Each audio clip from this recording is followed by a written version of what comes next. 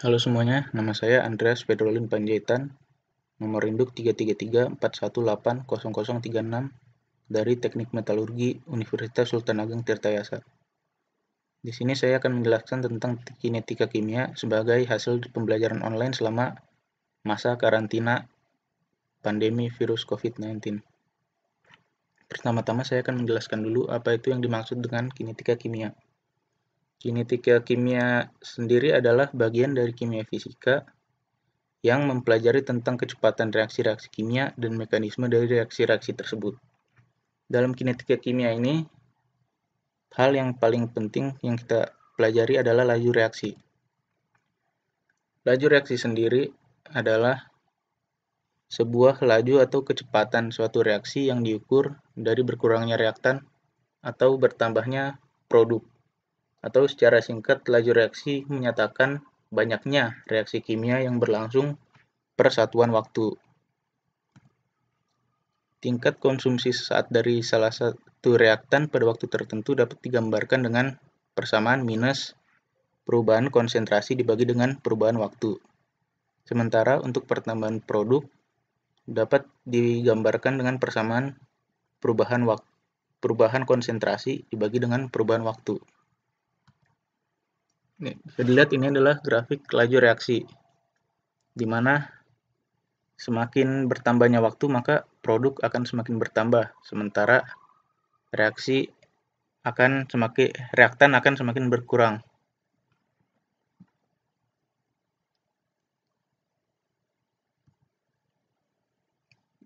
Lalu ada faktor-faktor yang mempengaruhi laju reaksi. Sebelum masuk ke faktor-faktor ini, saya akan menjelaskan dulu sedikit tentang teori tumbukan, di mana reaksi itu terjadi karena adanya tumbukan antara partikel. Jadi semakin banyak tumbukan yang terjadi, maka reaksi akan berlangsung lebih cepat. Nah, berikut ini adalah faktor-faktor yang mempengaruhi laju reaksi tersebut. Yang pertama ada konsentrasi reaksi. Konsentrasi memiliki peran yang sangat penting dalam laju reaksi. Sebab semakin besar konsentrasi reaksinya, maka tumbukan yang akan terjadi juga semakin banyak, sehingga menyebabkan laju reaksi itu semakin cepat. Begitu pula apabila semakin kecil konsentrasi reaksi, maka semakin kecil juga tumbukan yang akan terjadi antar partikelnya, sehingga laju reaksinya pun semakin kecil. Lalu yang kedua ada suhu.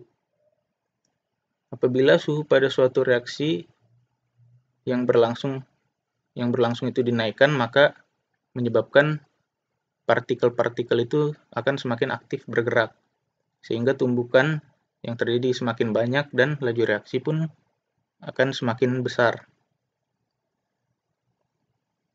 Sementara apabila suhu diturunkan, partikel menjadi tidak aktif dan tumbukan semakin jarang, sehingga laju reaksinya pun semakin kecil. Yang ketiga ada tekanan. Banyak reaksi yang dapat melibatkan reaksi dalam wujud gas. Kelajuan dari reaksi seperti itu juga dipengaruhi akan tekanan. Penambahan tekanan dengan memperkecil sebuah volume akan memperbesar konsentrasinya dengan yang dilakukan tersebut. Akan dapat juga memperbesar laju reaksinya. Kemudian yang terakhir adalah luas permukaan sentuh.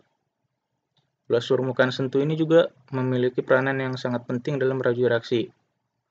Sebab semakin besar luas permukaan bidang sentuh antar partikel, maka semakin banyak juga tumbukan yang terjadi, sehingga menyebabkan laju reaksi tersebut semakin cepat.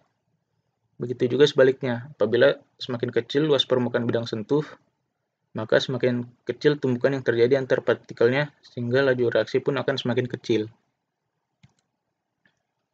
Kemudian ada sifat reaktan. Reaktan yang memiliki sifat berbeda akan bereaksi dengan laju yang berbeda pula. Hal ini disebabkan karena masing-masing zat memiliki afinitas yang berbeda-beda. Nah, reaktan itu dibagi menjadi dua. Yang pertama ada senyawa ion.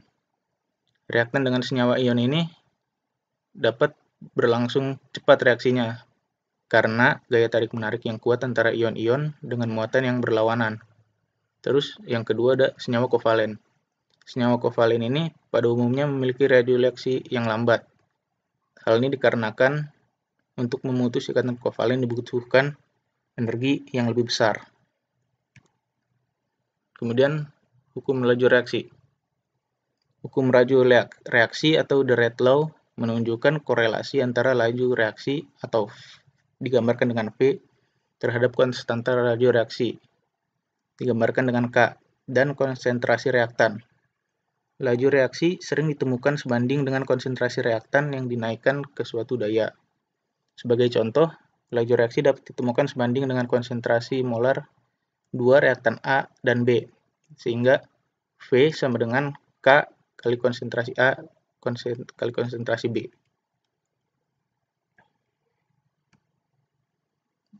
Kemudian, persamaan laju reaksi. Di sini dapat dilihat persamaan dari reaktan dan produk. Jadi, untuk menghitung laju reaksi dari reaktan itu dapat dilakukan dengan minus perubahan konsentrasi reaktan dibagi dengan perubahan waktu. Lalu cara menghitung laju reaksi produk adalah dengan perubahan konsentrasi dibagi dengan perubahan waktu. Dapat dilihat di sini perbedaannya untuk reaktan itu di depannya menggunakan minus. Nah, ini contoh dalam bentuk reaksinya. Dapat dilihat jika suatu senyawa memiliki konstanta di depannya, maka bentuknya akan menjadi seperti yang dapat dilihat. Senyawa 3C akan berubah bentuk menjadi sepertiga dikali perubahan konsentrasi C dibagi perubahan perubahan waktu. Sementara untuk 2B dapat dilihat juga setengah dikali 1/2 dikali perubahan konsentrasi B dibagi perubahan waktu. Di sini senyawa B itu minus karena dia merupakan reaktan. Nah, laju reaksi dapat ditemukan sebanding dengan konsentrasi molar 2 reaktan A dan B. Persamaan laju reaksi kimianya adalah V sama dengan K dikali konsentrasi A kali konsentrasi B. V ini adalah laju reaksi dan K itu adalah konstanta laju reaksi. Konstanta laju reaksi ini tidak berhubungan dengan konsentrasi, tapi konstanta ini berhubungan dengan temperatur. Sekian penjelasan dari saya, semoga penjelasan ini bermanfaat